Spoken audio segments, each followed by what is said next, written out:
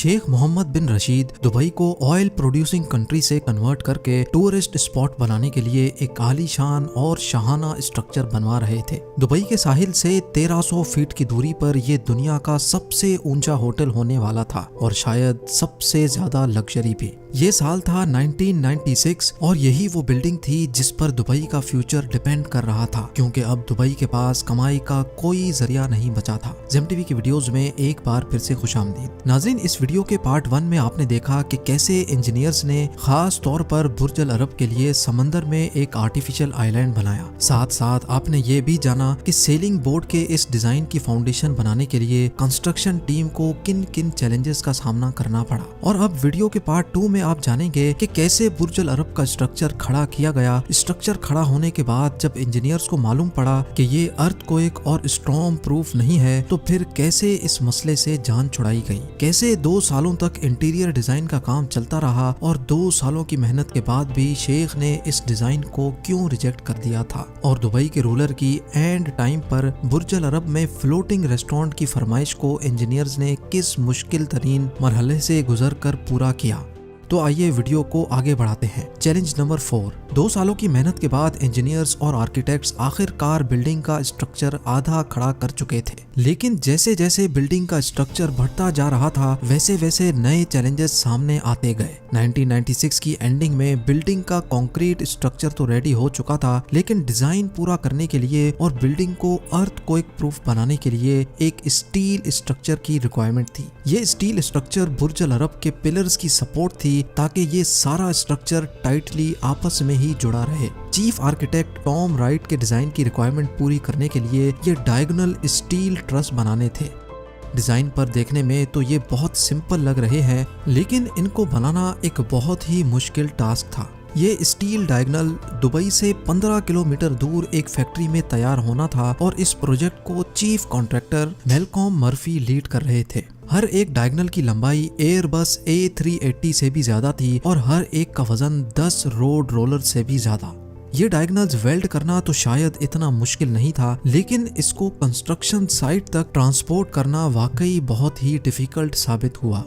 एक एक डायगोनल को 3 ट्रक्स की सपोर्ट से 15 किलोमीटर दूर कंस्ट्रक्शन साइट पे पहुंचाना था। ये कॉन्वॉय इतना बड़ा था कि इसके लिए सारा ट्रैफिक भी रोक लिया गया था। लेकिन जब ये डायगोनल्स कंस्ट्रक्शन साइट पे पहुंचे तो एक और मुसीबत गले आ गई।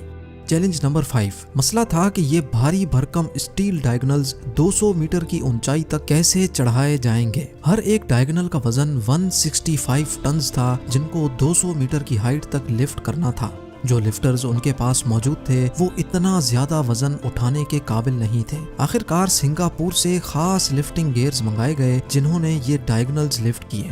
डायगोनल्स को लिफ्ट करके स्टील ब्रैकेट में फिट करना था, लेकिन यहाँ आकर मामले ने एक नया टर्न मार लिया। जी हाँ, क्योंकि दुबई का टेम्परेचर पूरे दिन में 15 डिग्री सेंटीग्रेड तक ऊपर नीचे होता है। जब टेम्परेचर बढ़ता है तो स्टील एक्सपेंड होता है और टेम्परेचर ड्रॉप की सूरत में स्टील वापस श्रिंक हो जाता है। अगर ये डायगोनल्स फिक्स्ड ब्रैकेट में लगा दिए गए तो एक्सपेंशन की सूरत में पूरा स्टील स्ट्रक्चर टेंशन में आकर टूट भी सकता है, जिसके इंतहाई खौफनाक नताइज हो सकते हैं। अब इन डायगोनल्स को वापस नीचे उतारा गया और आर्किटेक्ट्स इस मसले का सॉल्यूशन ढूंढने के लिए एक बार फिर से सर जोड़कर बैठ गए। आखिरकार ये सॉल्यूशन निकाला गया कि जिस ब्रैकेट में ये डायगोनल फिट होंगे उसमें मौजूद वॉशर को इस तरह डिजाइन किया जाए कि जब डायगोनल एक्सपेंड हो तो वो स्टील के दूसरे स्ट्रक्चर पर टेंशन नहीं डाल सके। इस खास ब्रैकेट को फिजिकल शेप देकर तमाम डायगोनल्स फिट कर दिए गए। Challenge number 6। अब बुर्ज अल अरब का आउटर स्ट्रक्चर कंप्लीट हो चुका था, लेकिन इसका डिजाइन और स्ट्रक्चर दुबई के मौसम के लिहाज से बिल्कुल नया था। दुबई के साहिल पर कभी कभी ऐसी समुद्री हवाएं भी चलती हैं जिनकी स्पीड 150 किलोमीटर पर आवर भी जा सकती है। वैसे तो ये स्ट्रक्चर स्टॉर्म प्रूफ बनाया गया था, लेकिन फिर भी इसको टेस्ट करना जरूरी था। आर्किटेक्ट्स को जिस चीज का खतरा था उसको वॉर्टेक्स शेडिंग कहा जाता है, जिसमें तेज हवा जब स्ट्रक्चर से टकराती है तो एक वाइब्रेशन पैदा होती है। ये टेस्ट करने के लिए बुर्ज अल अरब का एक मॉडल विंड टनल टेस्ट में भेजा गया। विंड इंजीनियर वॉकर बुटकराइट ने जब टेस्ट किया तो वॉर्टेक्स शेडिंग का रिजल्ट पॉजिटिव आया। इसका मतलब ये था कि तेज हवाओं के दौरान बुर्ज अल अरब का स्ट्रक्चर वाइब्रेट करेगा, जो इंतहाई खौफनाक सिचुएशन को दावत दे सकता है।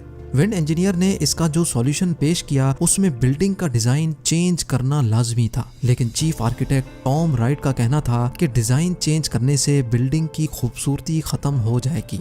लिहाजा अब कुछ ऐसा करना था जिससे डिजाइन भी चेंज ना हो और वॉर्टेक्स शेडिंग से भी छुटकारा मिल सके। लेकिन इसका एक और सॉल्यूशन भी था जिससे ये मसला हल किया जा सकता है, और वो था ट्यून्ड मास डैम्पर। जी हाँ, ट्यून्ड मास डैम्पर एक ऐसा मैकेनिकल सिस्टम होता है जिसमें एक वेट लटक रहा होता है। जब वाइब्रेशन पैदा होने ही लगती है तो ये सिस्टम खुद वाइब्रेशन एब्जॉर्ब करके स्ट्रक्चर को महफूज रखता है। ऐसे कई मास डैम्पर्स वीक पॉइंट्स पर लगाकर बुर्ज अल अरब को वॉर्टेक्स शेडिंग से भी महफूज बना दिया गया। Challenge number 7। अब बुर्ज अल अरब की कंस्ट्रक्शन को पूरे 4 साल गुजर चुके थे। आउटर स्ट्रक्चर भी कंप्लीट था और विंड टनल टेस्ट भी नेगेटिव आ चुका था, लेकिन कुछ तो था जो इस आलीशान ड्रीम पैलेस का लुक खराब कर रहा था। समंदर के साहिल पर कुछ पुराने होटल्स और बिल्डिंग्स इस नए होटल का व्यू खराब कर रहे थे, जिनको शेख मोहम्मद के ऑर्डर पर गिरा दिया गया। अब व्यू कुछ बेहतर तो हुआ, लेकिन जब शेख ने कंस्ट्रक्शन साइट का विजिट किया तो उनको कुछ अधूरा अधूरा लगा। उसके बाद शेख ने जो फरमाइश की वो सुनकर इंजीनियरिंग टीम के होश ही उड़ गए। दुबई के रूलर का कहना था कि उनको बुर्ज अल अरब में एक फ्लोटिंग रेस्टोरेंट भी चाहिए, जहां डिनर करते वक्त ऐसा महसूस हो जैसे समंदर के ऊपर हवा में बैठकर डिनर किया जा रहा है। क्योंकि ये फरमाइश ऐसी थी कि ना तो उसके लिए कोई सपोर्ट बनाई गई थी और ना ही इंजीनियरिंग टीम उसके लिए प्रिपेयर्ड थी। अब कोई ना कोई तो सॉल्यूशन निकालना था, क्योंकि अब ये शेख की फरमाइश का सवाल था। ये फरमाइश पूरी करना आर्किटेक्ट्स के लिए बहुत मुश्किल था, और इस काम को अंजाम देने के लिए आर्किटेक्ट्स को एक बार फिर से अपनी लिमिट्स क्रॉस करनी पड़ी। कई महीनों की मेहनत के बाद आखिरकार एक डिजाइन तैयार किया गया, जिसमें बुर्ज अल अरब के कंक्रीट कोर में स्टील ब्रैकेट्स लगाए गए और फिर उनमें 10 मोटी बीम्स डाली गई। इन बीम्स के ऊपर लोहे का स्ट्रक्चर बनाकर उसको शीशे से सील किया जाएगा। बुर्ज अल अरब का ये फ्लोटिंग रेस्टोरेंट वाकई इंजीनियरिंग हिस्ट्री के कॉम्प्लेक्स मॉडल्स में से एक है। Challenge number 8। क्योंकि बुर्ज अल अरब की खूबसूरती बाहर से ज्यादा उसके इंटीरियर में है, इसी वजह से अब बारी थी कि world class super luxury hotel के इंटीरियर डिजाइन का काम जल्द अज जल्द स्टार्ट किया जाए। लेकिन दुबई का मौसम ऐसा होता है कि यहाँ की ह्यूमिडिटी 100% तक पहुँच जाती है और टेम्परेचर 50 डिग्री सेंटीग्रेड। अगर बिल्डिंग के अंदर की ह्यूमिडिटी और टेम्परेचर को कम ना किया गया तो इंटीरियर डिजाइनिंग में शामिल गोल्ड प्लेटिंग और वुड कार्विंग का काम नहीं किया जा सकेगा। इसी वजह से अब टास्क था इस आलीशान बिल्डिंग को ठंडा करने का।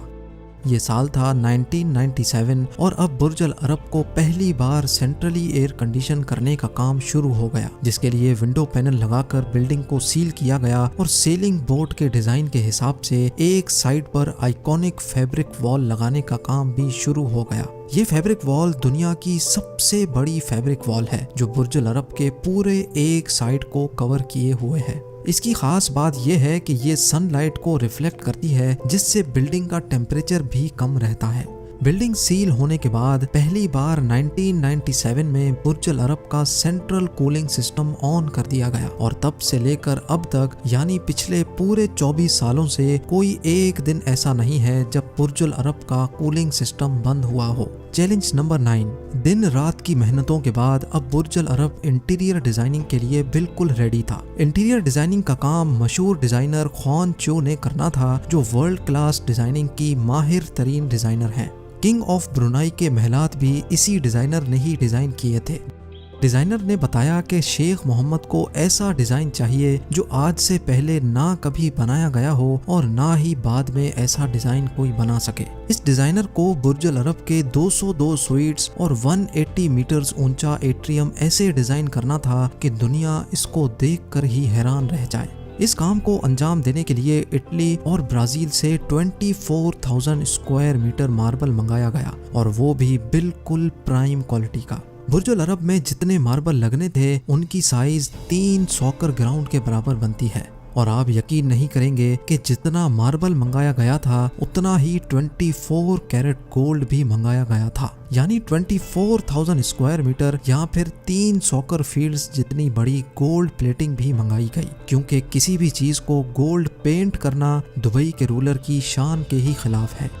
इंटीरियर डिजाइनिंग का काम खत्म करने की डेडलाइन अब करीब आती जा रही थी। इंटीरियर डिजाइनिंग से जुड़े हर शख्स पर प्रेशर बढ़ता जा रहा था। डिजाइनर ने बुर्ज अल अरब के इंटीरियर को लग्जरी लुक देने के लिए कोई कसर नहीं छोड़ी थी। डेडलाइन के बिल्कुल करीब डिजाइनर ने अपना काम कंप्लीट कर लिया, लेकिन अब बारी थी शेख मोहम्मद के विजिट की।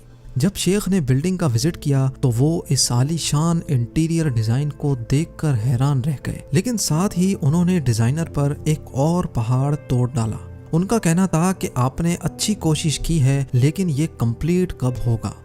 ये बात सुनते ही जैसे डिजाइनर और उनकी टीम के पैरों तले जमीन ही खिसक गई। शेख मोहम्मद ने कहा कि ये एट्रियम दुनिया का सबसे ऊंचा और लग्जरी एट्रियम है, लेकिन इसमें कलर्स कहाँ हैं। डिजाइनर ने एट्रियम के लिए व्हाइट कलर चूज किया था, जिसको शेख ने देखते ही रिजेक्ट कर दिया। अब एट्रियम को कलर्स देने के लिए फैब्रिक वॉल पर लाइट शो इंस्टॉल किया गया, डांसिंग फाउंटेन्स लगाए गए और मेहमानों के वेलकम के लिए एक आलीशान फिश एक्वेरियम भी सजाया गया। एट्रियम की वॉल्स को कलरफुल बनाने के लिए इसमें रेनबो शेड और गोल्ड प्लेटिंग का काम किया गया और एक बार फिर से शेख को आने की दावत दी गई। इस बार शेख ने पहली फुर्सत में ही डिजाइन अप्रूव कर लिया और ऐसे दिसंबर 1999 में बुर्ज अल अरब की ये आइकॉनिक बिल्डिंग कंप्लीट कर ली गई। अगली वीडियो में आप बुर्ज अल अरब के अंदर मौजूद 7 स्टार सर्विसेज के बारे में जान सकेंगे, जहां सस्ते से सस्ती चीज भी एक चाय का कप है और वो भी 11,400 रुपयों का। उम्मीद है ज़ेम टीवी की ये वीडियो भी आप लोग भरपूर लाइक और शेयर करेंगे। आप लोगों के प्यार भरे कमेंट्स का बेहद शुक्रिया। मिलते हैं अगली शानदार वीडियो में।